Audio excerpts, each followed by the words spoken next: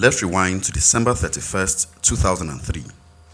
While most Nigerians were getting ready for crossover night, two presidential hopefuls stepped onto the stage at the ECOWAS Center in Abuja to battle with words, not fireworks. On one side, Reverend Chris Okotie of the Justice Party, charismatic, bold, and never afraid of big grammar. On the other hand, Chief Jim Nwobodo of the United Nigeria People's Party, a former governor, political heavyweight, cool and calculated. It wasn't just a debate. It was vision versus experience, rhetoric versus realism, style versus strategy. In this throwback, we're breaking down one of the most fascinating presidential face-offs in Nigeria's Fourth Republic. Short, yes. Fiery, absolutely. Unforgettable, you're about to find out. So let's dive right in. And if you're new to the channel, don't forget to like, subscribe, and share. I will see you in the next video. Okotie. Kabir Yusuf is of the Daily Trust newspaper here in Abuja, and Reginald Okotie represents the Federal Radio Corporation of Nigeria. My name is Imoni Amarere. For the benefit of our presidential candidates, let us appraise you with the rules, the basic rules of this debate. There shall be a moderator acceptable to all stakeholders, that is myself. There shall be two panelists, you have already met them. Questions and subject areas shall be determined, and indeed have been determined, by the chairman of the steering committee. No one debate can cover all the nation's problems. Each session of the debate series shall be for 90 minutes. There shall be a timer for control of timing, and our timer this evening is Edegbo Obiakeme. The order of speaking, that is, who speaks first and who speaks last, shall be determined by a toss of the coin. And I understand that toss has been done already, and for this session, Senator Jim Nwobodo will be speaking first. Opening statements by candidates shall be for only 3 minutes per person. Closing remarks by each candidate shall be for 2 minutes only. The panelists shall not exceed 45 seconds in asking a question. An answer by the candidate shall be for 3 minutes only.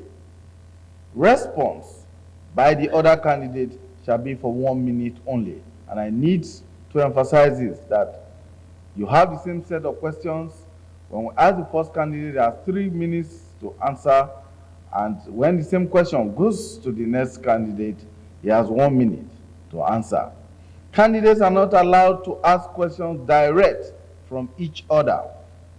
The moderator may permit more time for a particular subject, but each candidate has 2 minutes only to explain and to respond. Only the moderator, and that is myself, has this discretionary power. Candidates must focus only on issues, and they must be positive. There shall be no personal attack or negative attack on any person or on each other. Language shall be presidential, dignified, and that which enhances the good image of the office of President of the Federal Republic of Nigeria. Candidates may choose to sit down or stand throughout the duration of the debate.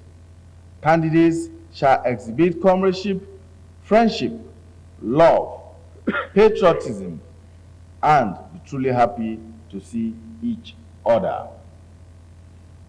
These are the questions for this session of the debate. They have just been handed over to us by the steering committee, and it is from these set of questions that we will be asking you to respond.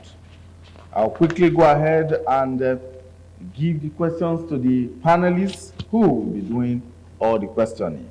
Kabir Yusuf has the first question, and indeed will fire the first salvo. But before then, we'll ask the presidential candidates 3 minutes each to tell us, Senator Jim Nwobodo, why do you want to be the president of the Federal Republic of Nigeria? Good evening, Nigerians. My name is Nwobodo. I attended the best university in the country, the University of Ibadan. I taught in one of the best secondary schools in the country, the King's College, Lagos. I worked in some of the best companies in the country, Shell BP and Shell Nigeria. At the end of the war, I started my own business, and I became interested in helping people, the downtrodden people. And just after the war, I took on a club to stamp ourselves in this country. And there and then, I met the great Zik of Africa. I was elected governor of Old Anambra State. And this Old Anambra State now comprises of 3 states, of Enugu, Anambra, and 2 states of Ebonyi. I left my mark in that state. I touched the lives of people. I did what I thought was best for people. I later became, after the coup, I became a minister of youth and sports. And I achieved what no other minister has achieved, either before me or after me. I brought glory to Nigeria. And I remember very vividly that General Gawan, after we won the gold in Atlanta, told me, "My boy, you accomplished in 2 weeks what took us more than 3 years to accomplish." I brought glory to Nigeria.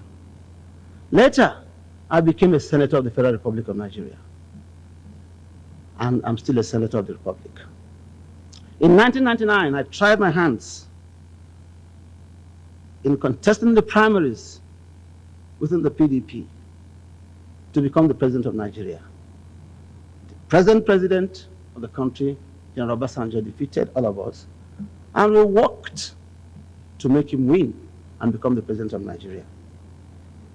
And here, again, we tried again to have a change in the party. It didn't work. So I left the party and went into the UNPP. And I was elected the presidential candidate of the country. I am a people-oriented person. And I remember that when I had my press conference, I quoted the words of Abraham Lincoln, that I will entrench in Nigeria a government of the people, for the people, by the people. My government will be people-oriented. I want to touch the lives of every Nigerian. I want to do something some presidents have not done before. To go all through the crannies of this country and touch the lives of the poor people of this country, the oppressed of this country, the poor of this country. And that's what I want to do. And I think I'm eminently qualified to become the president of this country. Thank you very much, Senator Jim Nwobodo. Reverend Chris Okotie, why do you want to be president of the Federal Republic of Nigeria? At the age of 22 in 1980, the showbiz industry took a quantum leap from the pristine to what I describe as universal commercial acceptance because of the music that I introduced as a young man with no experience. I'd never been in nightclubs, never played with a band on the road, but came up with inspired music that took the Nigerian show business to another level. Till today, nobody has been able to attain such accomplishment of holding the #1 position for 16 weeks in the top 10 charts. At that time, every Nigerian young man wanted to become a singer. For them, Chris Okotie was quintessential youth iconoclasm, but they'd never seen anything like that before. And this was a different thing. It was an inspiration to all the young people. I took music, not just to a commercial level, but to a height of pathetic fallacy, where even trees were beginning to enjoy our music, stones were embracing each other, and the pathos of soulful melody. A few years after, I began a sojourn in the wilderness of religious self-discovery. and being isolated from the world for a period of time, re-emerged 3 years later, resplendent in the glory of ecclesiastical responsibility as the pastor of the household of God, and began a new walk that was different from what I described as Pentecostal orthodoxy that was known up to that time. We began a new understanding of the scriptures and began to communicate to the people of our country, Christian people, the realities of the word of faith, of grace, and were able to emancipate them from the legalistic chambers of Moses and introduce them to the grace of Almighty God as is enunciated in the work of the gospel, taught by all the apostles of the New Testament. I began a ministry and restructured the entire church in Nigeria, creating a new children's church and the different departments and establishing a workers' fellowship that is practiced in all of the ministries in the country today.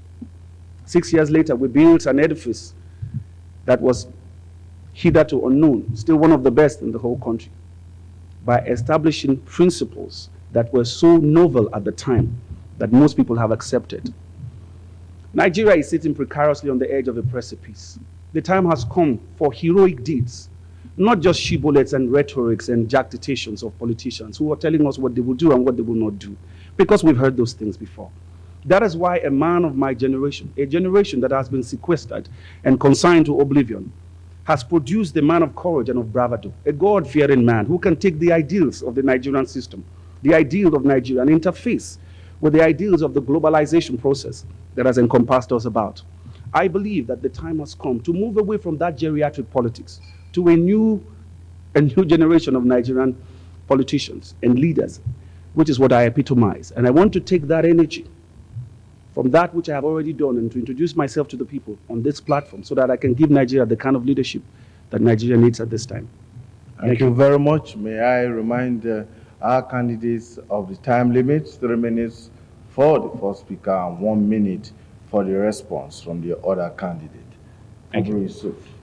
Thank you, Mr. Moderator. Senator Nwobodo, the trade imbalance between Nigeria and her major trading partners in a situation where we import water, toothpick, and other minor items is at the root of our economic woes.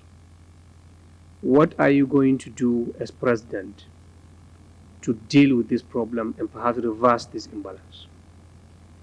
I think that the problem of this country has been that we are a consumer nation.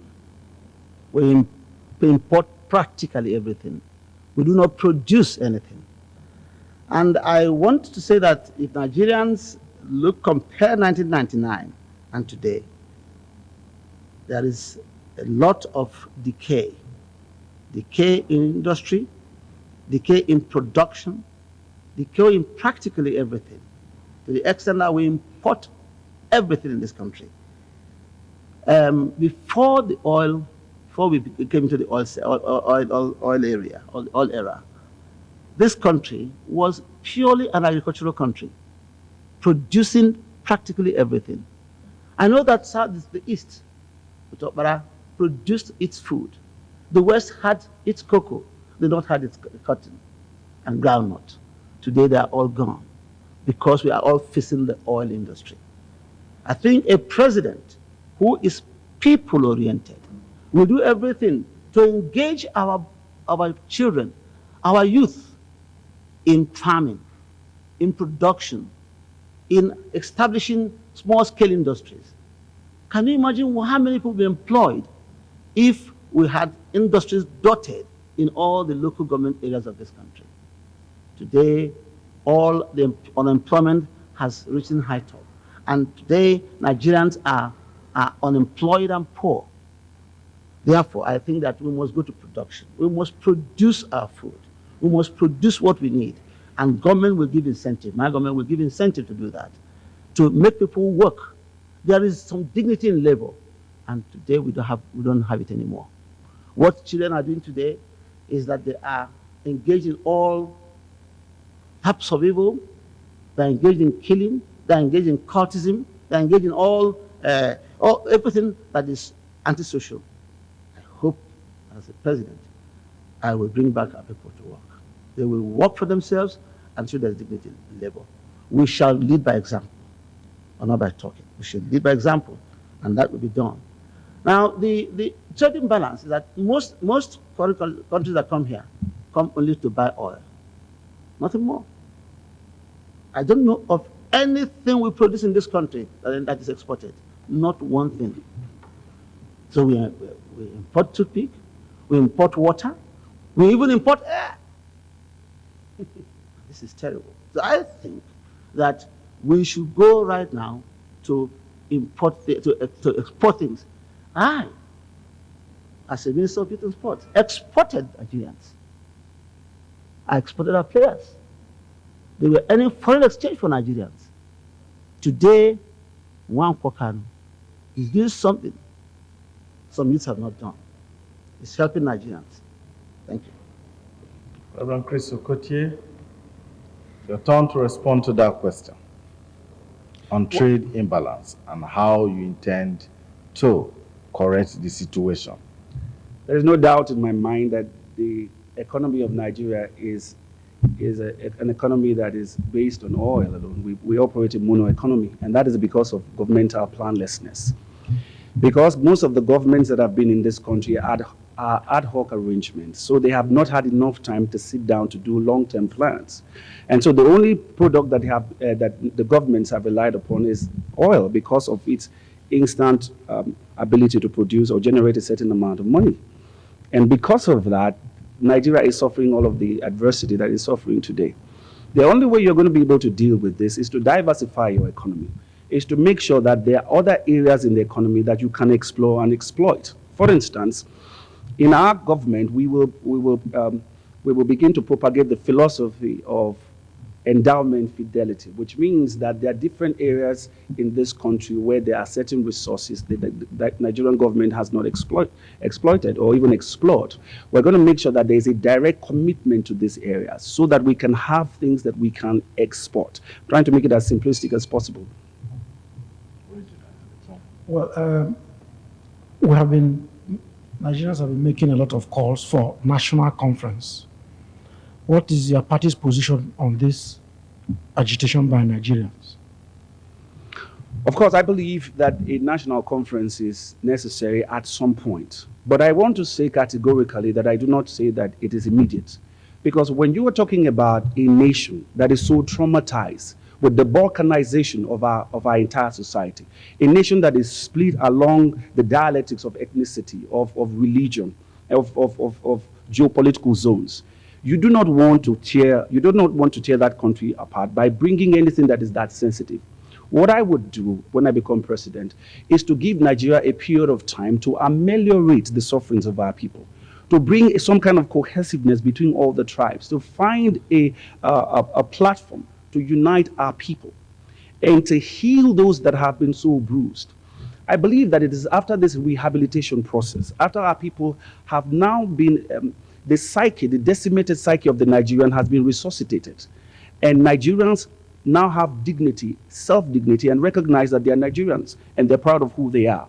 And that pain that could easily spark off some civil disobedience has been mellowed. Then we can begin to sit down to talk about redefining the parameters of our union. Now, I do believe that a conference is necessary, but it's as to when. So I'm going to spend the first period of our government trying to rebuild the Nigerian society, to offer prophylactic measures, to offer amelioratory measures that will help our people to become what they are as Homo sapiens, men of dignity and honor. Give food on the table, put food on the table, give housing, give all the basic necessities of life so that they can begin to articulate themselves as people who belong to the whole confederacy of the Nigerian Brotherhood. It is only after this has been done and we are agreed that we need each other by rights of consanguinity and parental reciprocity, by the fact that we belong to a society and that we must provoke one another to good love, to good works and to love. It is only after these things have been done that we can now sit down and say, have some kind of State of the Union appraisal of what it is that we need to do amongst ourselves. That is my position on the subject. Senator Nwobodo. I think we must try to differentiate between a sovereign national conference and a national conference. No ruling president or head of state will allow a sovereign national conference. But you can create the environment for a national conference. And you can do that through your representatives who are elected at the national level. All you need to do is just add in other representatives of labor, students, market women, and all.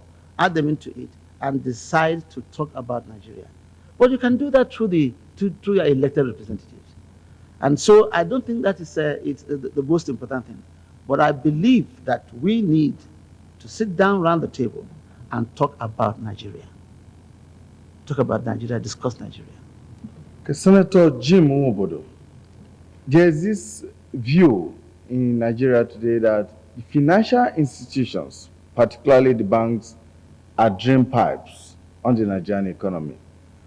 But at the same time, there are those who also argue that indeed these financial institutions can and should be tapped properly to make them veritable instruments for national development. Now, what specific roles will your presidency expect the banks to play in national development? How are you going to tap the resources and the energies in this sector and channel them towards national development?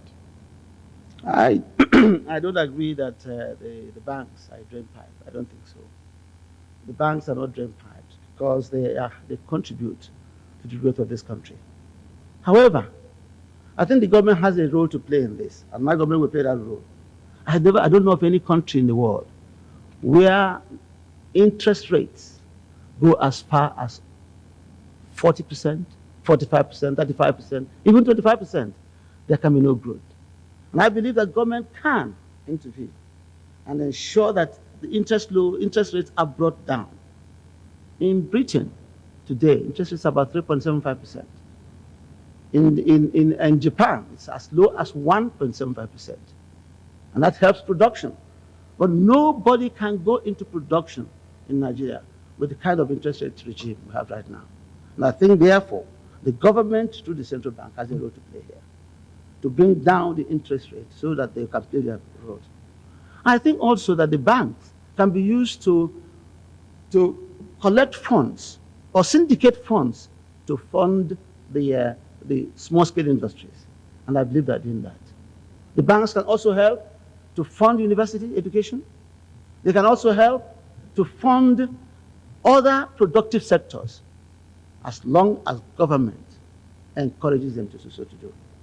So I believe that the role they're playing so far is good, but it requires government intervention in some cases to help them build up the industries, help those who are poor. I will establish an industrial bank, a cooperative industrial bank that will make money available to all industrialists at a low interest rate of as low as 10%, if not lower than 10%.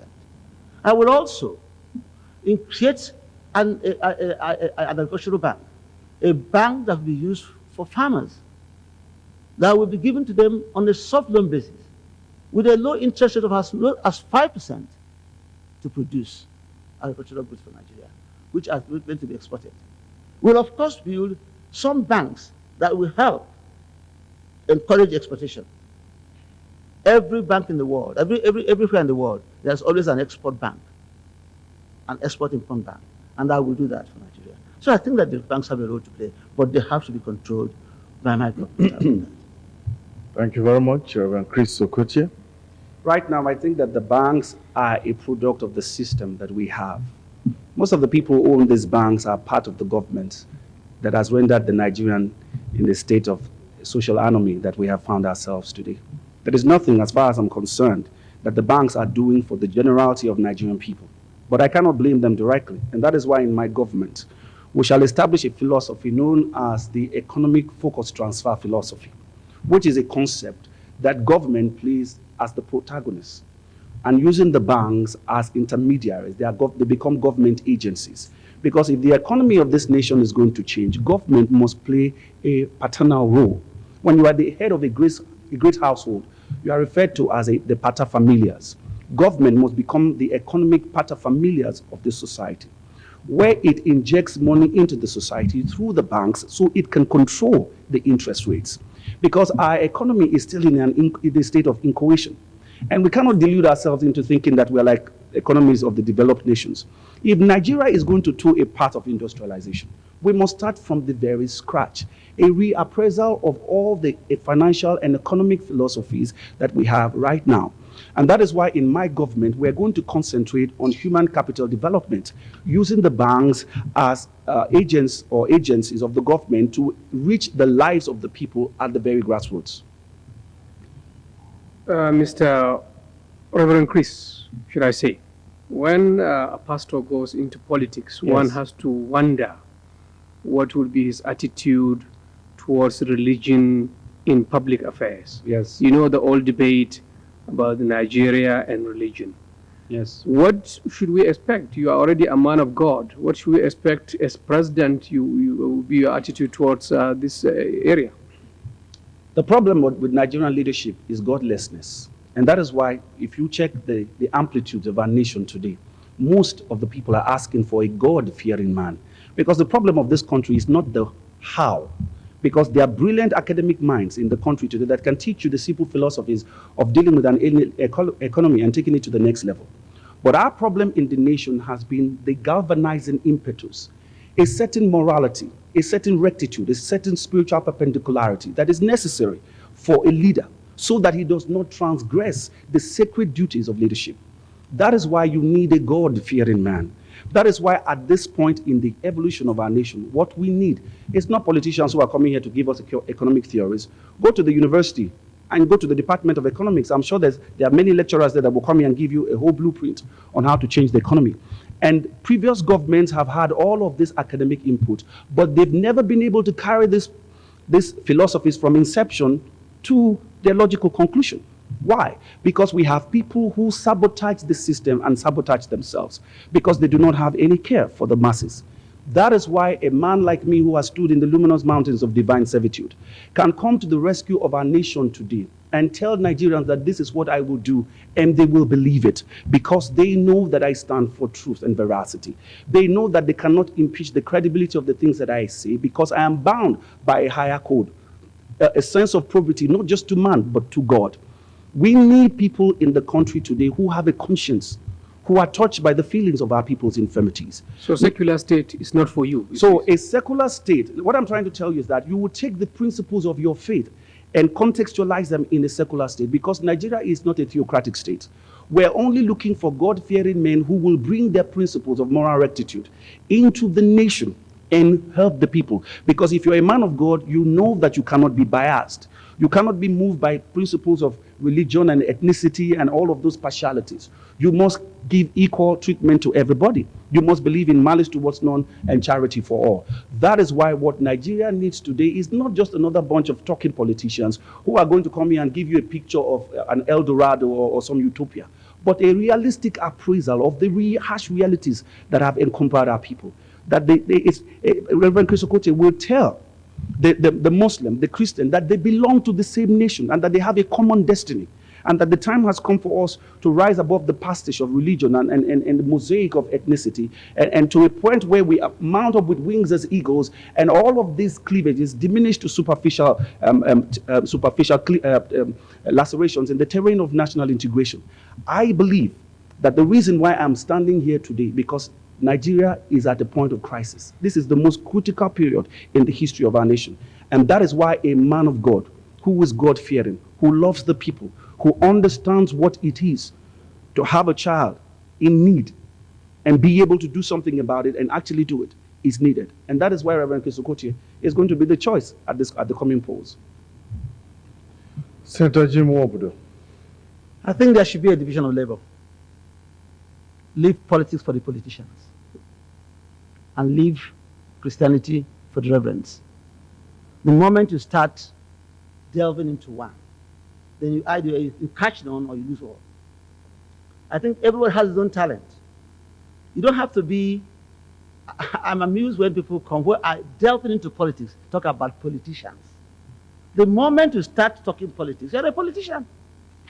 So I believe that we should compartmentalize this issue. Leave politics for the politicians. A man of God should face his flock and deal with them. But nothing stops a man of God from delving into politics. But I do not believe that it is fair to say that politicians make bold promises they don't keep. This is the problem of this country. I'm a politician. I'm proud of being a politician. It's a noble profession. I'm doing it. And I look after people. You don't have to be a man of God to have conscience. You have to be a God-fearing man based on your upbringing and training. So I think that it's okay, but I think that politicians believe in politics. Well, Senator Jim Nwobodo, between 1999 and now, Nigeria has had series of communal, ethnic, and religious crises. If you win the presidency, what internal conflict resolution, measures will you introduce to check this trend? I think leadership here is very important. The kind of words a leader uses can bring about peace and can bring about war. Compassion for the people can make a lot of difference. A leader must be compassionate. You must look at the people and show understanding and kindness. Never in the history of this country have we had the kind of communal crisis and violence we have had. It is because of the leadership. A leader must make statements that will calm very flary atmosphere. A leader must lead by example. He must be able to manage what he has, people. And I know that as a leader, as president, I'll be able to manage my people. I'll be able to manage this country to the extent that there will be no conflict, because I will say things that will bring down heated arguments. I'll do things that bring about peace. I'll do things that will touch the lives of everybody. I will keep them busy. I will provide employment. Unemployment and poverty is the cause of the communal crisis we have in this country. Unemployment, people are hungry. They are unemployed. They become the devil's workshop. So if you keep people busy, they have no time to fight, to quarrel. And I'll bring about unity between the religions. These communal crises and religious crises are made by the leadership. And I believe that I'll be in a position to bring about the kind of relationship that will make everybody his brother's keeper. Before now, we didn't have this. But today, it is every day, it is one kind of crisis leading to the other. Whole villages are swept off, people are killed, and so on. I don't think this is the right thing. So there is something lacking. Compassion, tenderness of mind. And I think this is what leadership of this country needs. A person who is people-oriented, who will look at the people and know what they want and give them. A listening president who will say, when people talk, he listens. I have made a mistake. A president should be able to admit when a mistake has been made. You cannot be right all the time. Nobody has a monopoly of knowledge. So you must be a humble leader, prepared to listen, prepared to discuss, and apologize when a mistake has been made. This is the kind of government I will run. And I believe that once that is done, you bring down tension and there will be no communal crisis. Reverend Chris Okotie. I strongly believe that the leadership issue is what we should address when it comes to all of this crisis. Because you see, in the previous statement that I made, I talked about politicians. You see, politics is a faceless sociological contraption that is devoid of emotion and conscience. It's a science, the negotiation of instrumentality for a time and a place. But leadership is the communication of the humane capacity in governance, in the organization of society for the well-being of the subjects of that society. That is why a leadership question is what is on the ground here, because what has happened is that the leaders of this country so far politicize issues. And when you begin to talk about religion, you begin to talk about geopolitical settings and zones. Look at the present arrangement. Look at the profile of democracy right now.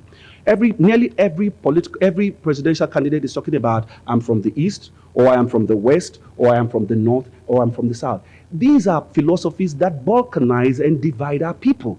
And as long as you divide the Nigerian people, you're going to be faced with these internal wranglings and crises. We need a new generation of leadership that is epitomized by Reverend Chris Okotie, because my generation did not experience the Civil War, and so we do not have that bitterness. Some of the geriatric politicians are still fighting a civil war that ended so many years ago, and that's why you have the perennial mistrust amongst them, and these things will continue to occur until a new breed of leadership is introduced, and that is the generation that I represent. Reverend Chris Okotie, let us move momentarily to issues that involve Nigeria in the African continent, because the African Union has taken over from the OAU, and Nigeria is at the forefront of the initiative of the African Union. Now, what initiatives would your presidency take to make the strategies adopted by the African Union for African development, make them a reality for the African states that are members of the African Union? In the first place, I think it's a misplacement of priority. Ordinary common sense tells you that charity begins at home. You have not been able to harness the possibilities of your own government, of your people. You have a nation of 125 million people. Majority of them are starved. The area boy thinks that beneath the bridge and its environs is his peculiar place of habitation. And you have not been able to give a certain level of sustenance to your people who still live above subsistence level. You are trying to project lofty ideas of continental, of affiliations and commitments. I think that, as far as I'm concerned, is a misplacement of priorities. Now, I believe in a coming together of the African continent because of trade reasons, economic reasons, in subjects like sovereignty. But I think that Nigeria cannot be the chief protagonist at this time, because we do not need a sedentary president. We do not need an itinerant president right now. We need almost a sedentary president who's going to sit down with his people at home to orchestrate all of the demands that are necessary for growth. Because Nigeria economically is a failed nation state. We need a president that can articulate those thoughts within the framework of a national setting, that understands the convolutions and the labyrinths of its complexities in a nation like this at this hour, where Nigeria is seeking a place in the stratosphere of national entities. I believe that whatever roles that we need to play in the African continent will be judged by what we're able to do domestically. And that is why all of this money is being wasted in projects that are supposed to give Nigeria an international image that is devoid of reality. To my mind, is seeking to embrace an elusive phantom and is to abound in comprehensive folly. I think that we must reprioritize. And when I become president, I'm going to make Nigerians see, and the international community, to see what the true picture of the Nigerian economy and the Nigerian people is. And when they understand that, they will give us time to put our house in order. And when we have put our home in order, then we can become champions of all of these continental aspirations and objectives. So for the time being, I would, as President of the Federal Republic of Nigeria, put in abeyance some of these so-called lofty continental dispensational moves that the government has been making, and concentrate more on our domestic economy, concentrate more on the lives of the people, our market women, our students, open schools, make sure that there's job creation, make sure that the roads are rehabilitated, make sure that the market woman can go to the market and buy the food that is necessary for the upkeep of our family, make sure that there's infrastructure in the healthcare sector, make sure that there's a proper human development mechanism that is put in place that will help the Nigerian, no longer just building things, but building the Nigerian, because the Nigerian will become the bedrock of our economy. I believe that is where I'm going to lay emphasis in my government. Senator Jim Nwobodo. Well, I cannot agree with Chris Moore, because charity starts at home. And I believe that the centerpiece of my policy in Africa will be Nigeria. In taking part in anything, I will think about Nigeria's interest first. What is in it for Nigeria? If I find that Nigeria will not gain, I will not dare do it. I would sit at home and reorganize Nigeria. Your policy will be judged by the kind of home you have. Your home government, what is it? Is it at peace? It's hypocritical to have your place in fire and you go making peace outside Nigeria. So for me, there's nothing wrong with a meeting of African leaders. We should encourage trade, bilateral trade. We should encourage bilateral relationship, but it should not be the main aim of this trade. And I believe that the African Union is good in itself, but we should not delve into commands, into military commands. No. We should be able to engage in trade, and so that Nigeria will gain by that. Senator Nwobodo, you spoke of the glory you brought to Nigeria as a former Minister of Sports. Yet, given the picture you have painted of a very poor country ridden with conflict, how much priority, how much money and time should we devote to sports, to holding international sports competition, if you are in a position to be president? I think in life there is always need to balance. You must balance. You must be a rounded human being. You must have a rounded country. Brazil exports nothing but sports, football. It earns them money. It gives them pride. They are known for it over the world. At a time when everybody had nothing good to say about Nigeria, our boys were our representatives. The youths of this country played a tremendous role in bringing Nigeria up to the world map and giving a good image of Nigeria. And so at that time, it was difficult to hear one good thing about Nigeria because Nigeria was a pariah nation. But they were able to pick our boys and show that Nigeria has something good to offer. I think there's something wrong with that. Because these boys, by encouraging their talent, they're exported. And they bring you back foreign exchange in one way or the other. And they enhance your position in the world, in the nation of the world. And I believe that this can be done to do that. As Minister of Sports, I was responsible for bringing this Koja, the All Africa Games. I led the team that went to Zimbabwe, and at that time, after the Zimbabwe had hosted, South Africa took over, and then it came to Nigeria. So I'm proud to do that. But I don't think that is the only thing that we need. But we have to feed in order to be able to do sports. But it's better to engage them in sports than allow them to decay and go into armed robbery. So you consider expenditure, say, on the stadium? No. Which some people no. I don't think so. I don't think so. I think that this stadium is over-bloated. The price is over-bloated. As Minister of Sport, I had concluded with 2 countries to build a stadium in Abuja. And we were budgeting below 1 billion, 1.5 billion. We actually paid the Canadian. And they had finished the drawings. It was about to start. And the new government came and changed everything. A stadium that would have cost about 10 billion, 15 billion, at most 19 billion. And that is the World Bank estimate of it. It's now costing this country about 58 billion. It shouldn't be so. It should have been okay for the price it was quoted from. And if that had been done, it would have been all right. So I think that there's nothing wrong with that, because you have to have a place for recreation. In fact, it's a kind of employment for our youth. Using their talent to uplift Nigeria. It's an employment for them. So I don't think there's anything wrong with that. But I believe that it has to be rounded. You must do things in order. For me, my heart bleeds that today, all our youths and children are at home. They're no longer schooling. And that's a breeding house for evil, for all kinds of antisocial activities. So I think that nothing wrong as long as there is a balance between what you are doing for the youth and what you are doing for the people.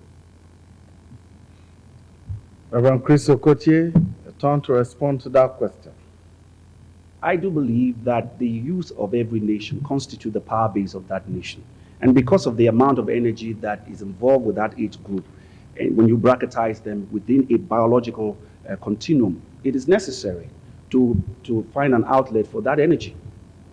But there is no moral justification, no economic justification for the profligacy that we see in this stadium in Abuja here. You don't need to build another stadium to have a continental sports meeting. You don't need that. But it is the irresponsible governments of the day who siphon the Nigerian people's money into all kinds of white elephant projects and all of these bogus concepts of development that contribute little or nothing to the lives of the people. Pensioners have not been paid. And you're spending billions of naira building a stadium. You could have had this competition in Surulere, the stadium in Surulere. Why must you build a new stadium? It is the wrong prioritization. That is why the leadership of this country must be changed. Because we need people who care about the Nigerian people, who are touched by what they are feeling. I cannot imagine a government that goes to bed at night spending billions of naira on a stadium when pensioners, men who have dedicated their lives to the service of this country, have not been paid for a long time, some of them for years. Last week I got a call from a teacher in one of the federal government colleges saying they have not been paid up until March for 3 months this year. And yet government is prioritizing wrongly and spending all that money, and even the advertisements have begun. We're going to do some spot meeting. What will that project do for the Nigerian economy? There has to be what I call a proper economic impact assessment of all governmental policies and projects. Because any project that Nigeria must undertake now must have an irrelevant economic input or some sociological importance. And the sociological importance which Chief Nwobodo is talking about can be achieved in other stadia. It doesn't have to be with the building of a new stadium. And so I submit that it is government irresponsibility and a wrong prioritization, for which I believe that this government of the day should be removed and jettisoned from the position of authority.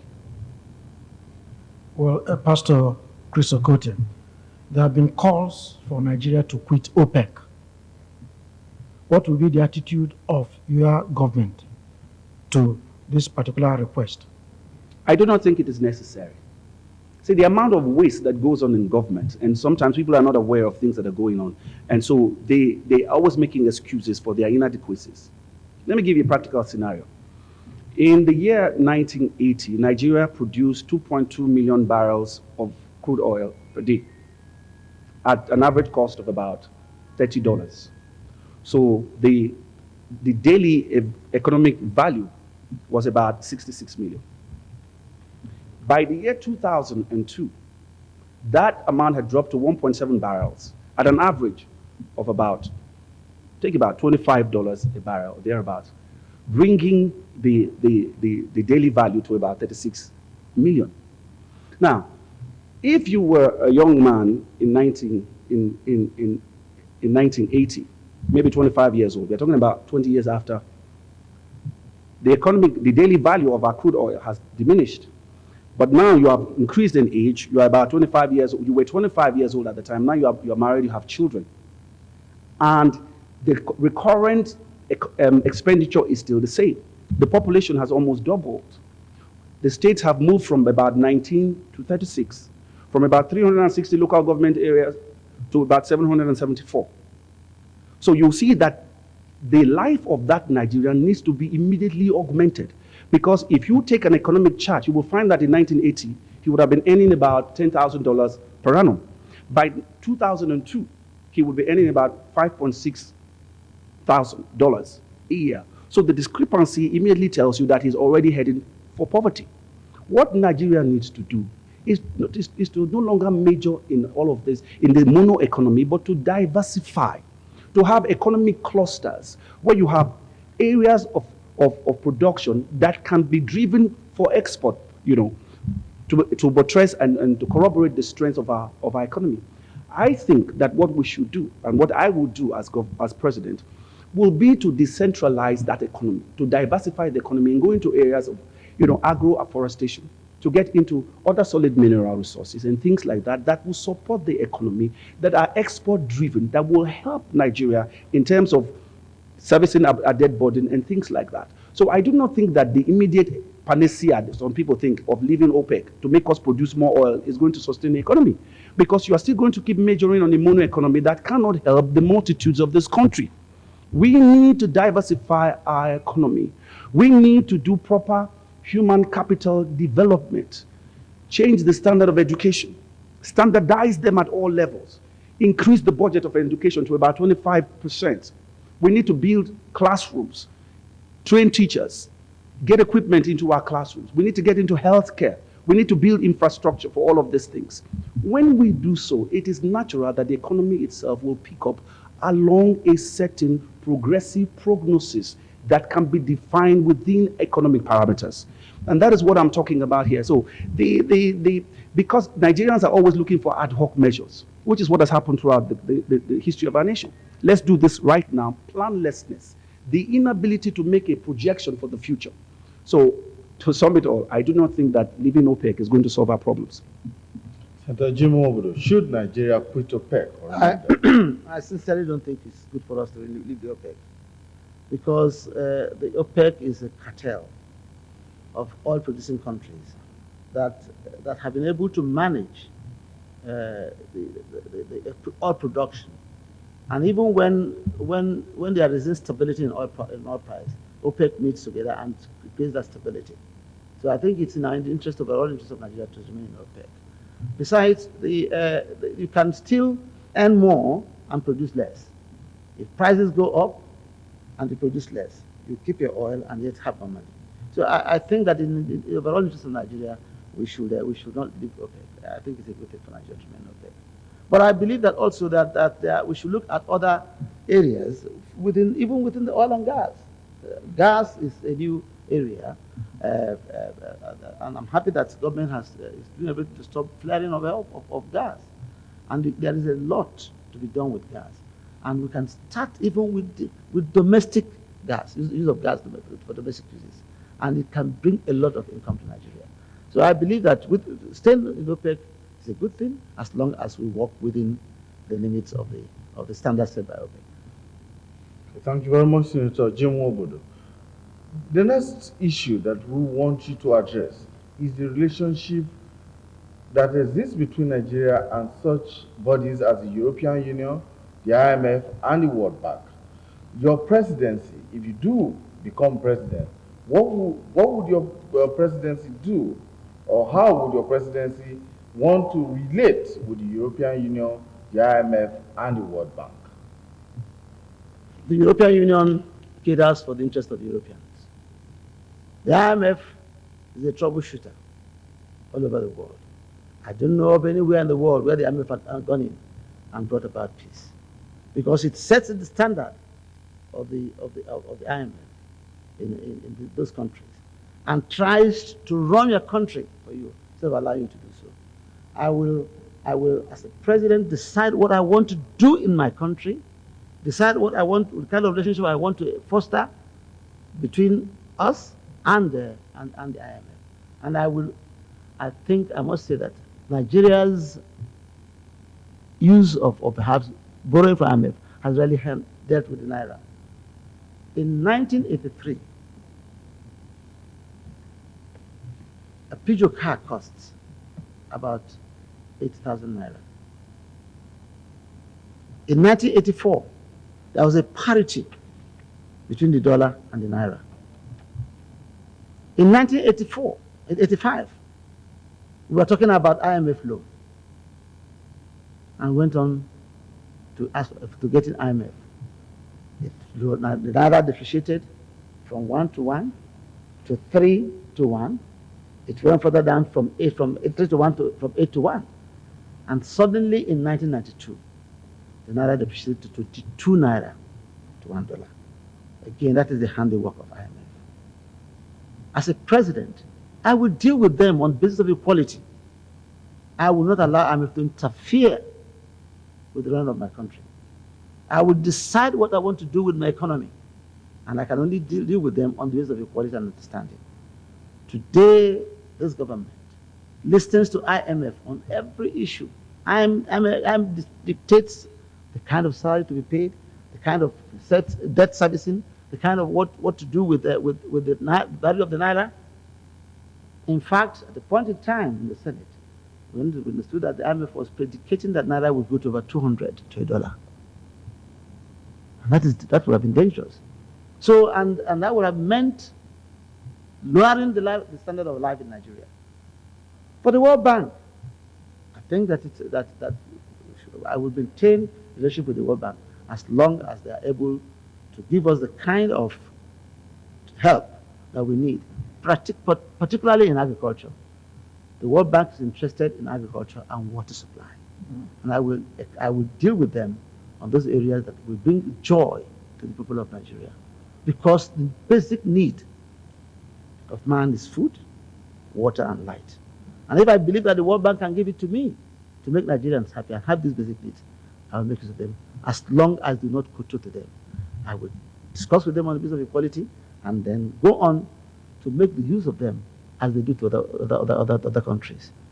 I will do that. Thank you very much, Senator Nwobodo. Reverend Chris Okotie, what will be the relationship of your presidency with the World Bank, the IMF, and the European Union? We're encompassed by a globalization process that is no longer deniable. Nigeria cannot exist as a pariah nation. It cannot isolate itself. But Nigeria must define the parameters of its relationship with any of these institutions, whether they be foreign nations or financial institutions. Because all of these institutions recognize our national sovereignty, and they are not imposing any of these things on us. It is bad leadership that takes from the people, and that is why all attempts to get, debt cancellation have failed. Because the people you're going to talk about debt cancellation know that these same leaders have all kinds of astronomical figures in terms of their bank accounts in foreign banks. And so it's the climax of absurdity. You're trying to ask them to do debt cancellation when you have the money put in your private pockets and your private bank accounts. I believe, just like Lee Kuan Yew did in Singapore, that Nigerian leadership, which is what I'm going to do, must scrutinize every foreign participation, whether it be a trade alliance or some kind of relationship with another nation, as long as it is for our own benefit, as long as it is due to the glory of Nigeria, and Nigerian economy will benefit from it in the long run where the people are blessed, then there can be a case for that kind of relationship. When BCCI wanted to come into Singapore, the president refused for many years, no matter the pressure from within and outside of Singapore. And a good thing, because a few years later, that company went down with billions of investors' money. That is good leadership. But here in this country, our leaders are only interested in engaging in transactions that enslave the people, so that they can round-trip these monies, recycle these monies back into their own pockets. But the tenure of Reverend Chris Okotie will bring an end to such, such political aberration. We are going to introduce an intrinsic value in the life of the Nigerian, so that when he begins to wield economic power, it becomes a mechanical externalization of his devotion to his nation, because the country must come first. And my leadership as president will introduce all of those qualities in the life of the Nigerian, where he can make his own economic decisions for his family and for his own society. Reverend Okotie, I will still come back to you. I'm sure you won't be surprised on the issue of religion. Yes. Many Christians I know are worried that you have brought God directly into politics by saying you have been chosen, or you have seen a vision that you'll be our next president. If you fail in this contest, don't you think it will affect you not just as a politician, but also as a pastor? For the benefit of those people who do not understand Christianity, I will take a little time to explain, but I wouldn't take too much of time in going to the letter technicalities of theology. There are many people who are not versed in the ecclesiastical field or even in the ecumenical enclaves of this country, and so they make very uneducated statements about things like that. The second chapter of the national anthem contains God. Nigeria is a religious society. We have had people who were religious people. The word Alhaji speaks of a devotee to a particular religion who has gone on a pilgrimage, and therefore he consecrates himself to that faith. And we've had people like that rule this country. I'm a servant of Almighty God, and the only time he was introduced was in the preamble. In my political exodium or preamble, I did say that I had obtained permission from my boss that I work for, because I'm a servant of the Lord, and he has authorized it. But of course, people will take it out of context and make it look like, oh, he's talking about a theocratic state. He wants to force Christianity upon us so that they can give it a religious provincialism. I only said what I said because that is what I believe. We have a constitution where you have freedom of religious association. And within my faith, I have spoken what I have believed. But I haven't sat back and said, because God said it, therefore I will not identify myself with the issues. That's why I'm here today, to tell the Nigerian people why they should elect me as their president, that I am a God-fearing man, and that I am God's mechanism of rescue for this nation, because I am a bridge between the past and the future. I am that vehicle that is going to articulate the concept of the Nigerian nation in this millennium, in a millennium where the quest for innovation and for peace knows no frontiers. And that is why when I began to speak, I said that the Lord has spoken to me. I didn't say he spoke to anybody else. And that is my personal responsibility, so that when people begin to hear me, they'll be able to judge me in my connection with Nigeria and in my connection with a higher deity, so that they can know the kind of man that they are dealing with. They are not dealing with a politician, they are dealing with a leader, a man who understands the uniqueness of individuality, a man who understands that you cannot be replicated, that you are not just a statistic, because in politics, you are just a statistic. But in governance of leadership, from the biblical point of view, you are irreplaceable and indispensable. That is the kind of philosophy I want Nigerians to understand, and I'm not going to fail. That is why throughout the breadth and the length of this nation today, the word on the street is Reverend Chris Okotie. Now, there might be all of this criticism, and I'm not one to bother with, such journalistic skirmishes and cynicism that is couched in peripheral intelligence. I don't have a problem with that. But I am steadfast, and I'm more steadfast than Johnny Walker. Johnny Walker says, do not fix your eyes on the places where you fail, but keep your eyes on the destination. But my resolve is even greater than that. That even if I fall 7 times, I'm going to stand up. And that is not to say that I'm going to miss the presidential ticket. But I'm saying that I'm so resolute that when the gerrymanderings took place at the PDP, I was able to muster faith, because the Romans used to say, fides in periculis secura est, in periclitator securitate. That is, faith is endangered by security, but it is secure in the midst of danger. You will know how focused the man is by the number of times he stands up when he falls. And it will tell you how purposeful and how he is in his heart in the direction that he's approaching. And that's the kind of resilience and the tenacity that I've demonstrated to the Nigerian people. Because of my commitment to the Nigerian people, I have taken the torch, and I will keep that torch burning up until May, when I'm sworn in as the President of the Federal Republic of Nigeria. Senator Jim Nwobodo, revenue allocation has always been a contentious issue in our polity. What revenue sharing formula would your government consider to be equitable? I think the problem with the revenue allocation is that every government comes and establishes its own revenue allocation formula. And there is one that is still before the National Assembly for consideration. But I will expect that for some time now, and for ages, there have been some imperatives in revenue allocation. There must be equality of states. There must be population consideration, the population of each state. There must be the school enrollment formula, how many students are in school. There must be land mass cases, and there must be revenue allocation based on the production of resource. So I think that I will introduce something that will be equitable. It is not something one will do alone, sit down and sit alone. I will have a conference with experts who will advise me, and I will take it to the National Assembly. I will discuss with the states one by one. I will agree on an equitable sharing of revenue, which will make every sector happy. And I think that's a very contentious issue, and I believe that there must be some balance between the federal government and the state, and the state to the local government. Again, this depends on what activities or perhaps what issues is given out to the states to handle. If, for example, the states are handling education, primary education, there will be increase in the amount of money given to them for payment of teacher salaries. One of the problems of this government today is that teachers have not been paid in some states for almost of 6 months. So what is wrong? Something must be wrong. Government must look at it and ensure that the worst thing you can do to a family is not to pay. I'm talking about people-oriented government. The worst thing any government can do, any leader can do, any politician can do, is to keep people hungry. A family with children and not pay their salaries. It is inexcusable. You cannot explain it by any means. And yet you are going into grandiose projects without paying people their salaries. How do you expect them to live? How do you expect them to exist? So I think that revenue allocation must be people-oriented. It must show that the leader cares for the people. And for me, it is important that every sector is not neglected. There will be balance in revenue allocation.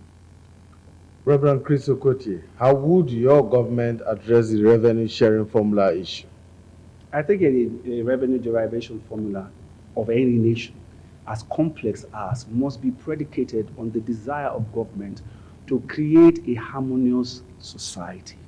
I've often said that the concept of federation or federalism is bringing smaller units who come together to form a great entity for their protection, so that in the manipulation of centrifugal and centripetal forces, you must take into cognizance the reason why these federating units have come together to form some kind of an alliance.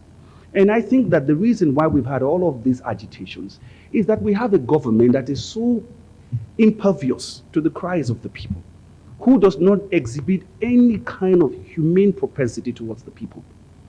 It's like the human body. Every part of the human body does what is necessary to keep the body together so that it functions in edification and in love.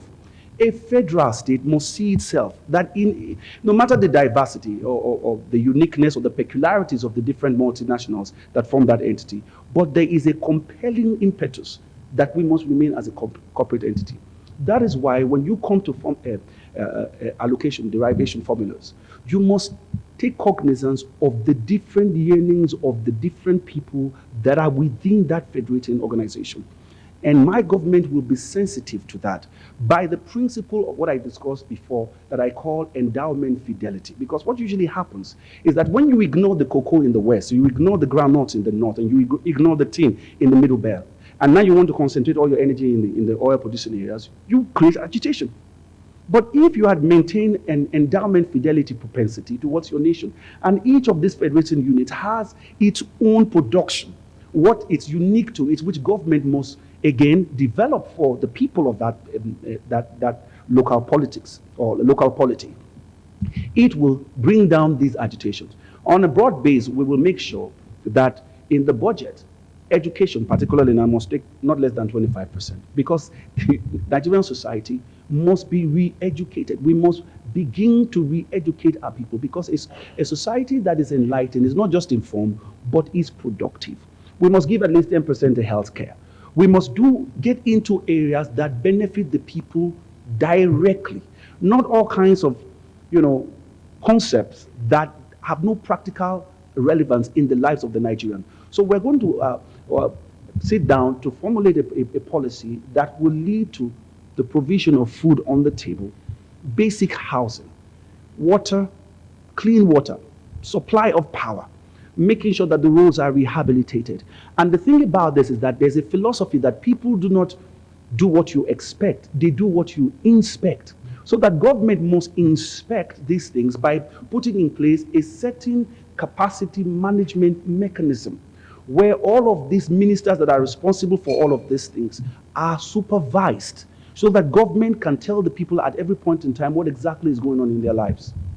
Thank you very much. Well, we have come to that stage of this debate where we must ask the two candidates to give us closing remarks, and they have 2 minutes each to do that. Let us begin with Reverend Chris Okotie to give us his closing remarks. Now, those of you that are watching by television, I want you to look at your screen as clearly as you can, because you're looking at the man who is the symbol of youth iconoclasm. I'm bringing a change to the politics of this nation that has never been brought before. The problem of Nigeria is not the how, it's not the academic theories of how do we get from here to here. If you employ an economist in the university, he will tell you what to do. But the problem of Nigeria is when. When are we going to be able to engender a philosophy that does the practical things that our people need? When are we going to get a leader in this country that sympathizes and empathizes with the people, that will do the right thing without fear or favor, that is ready to challenge the status quo and recognizes that the people are preeminent in any nation?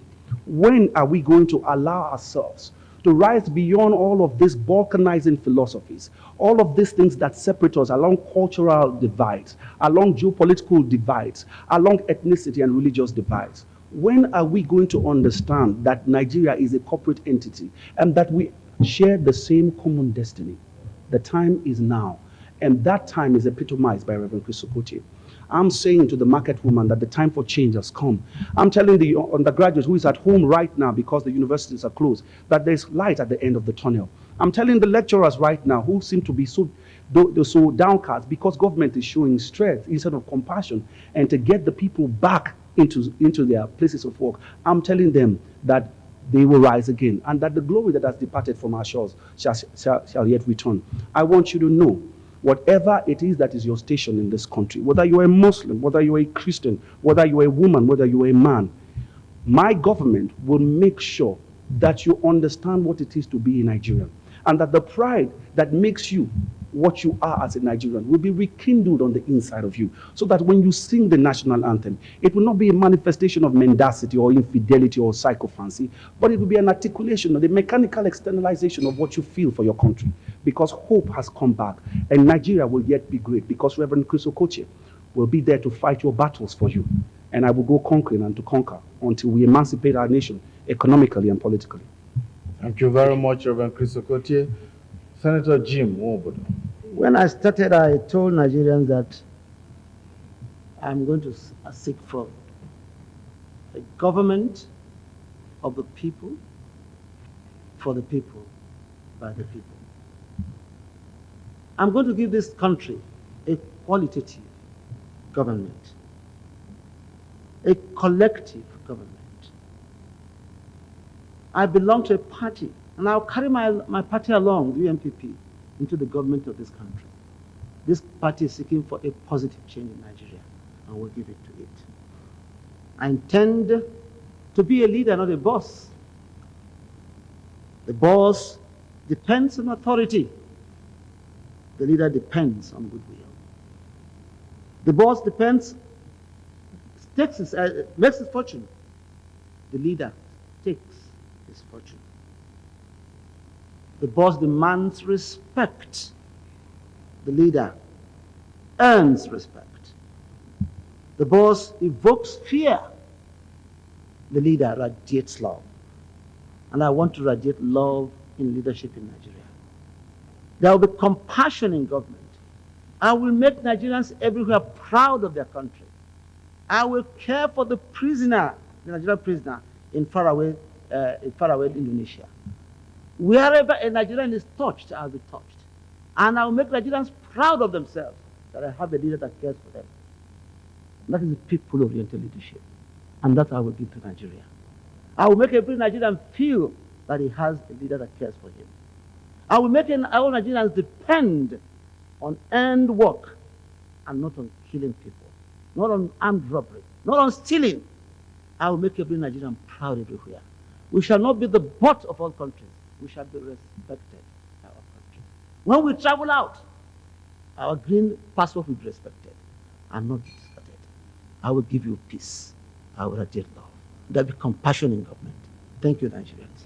Thank you very much, Senator Jim Nwobodo. Senator Jim Nwobodo is the presidential candidate of the United Nigeria People's Party, UNPP, and Reverend Chris Okotie is the presidential candidate of the Justice Party.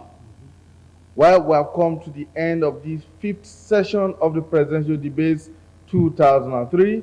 I must thank the candidates sincerely for coming on this program, and we wish you the very best in your political endeavors.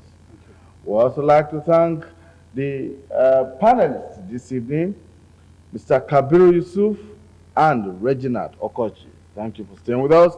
And the audience in-house for being such a very wonderful audience. And for you back home, watching back home, we thank you for staying with the presidential debates 2003. That will bring us to the end of this session for today.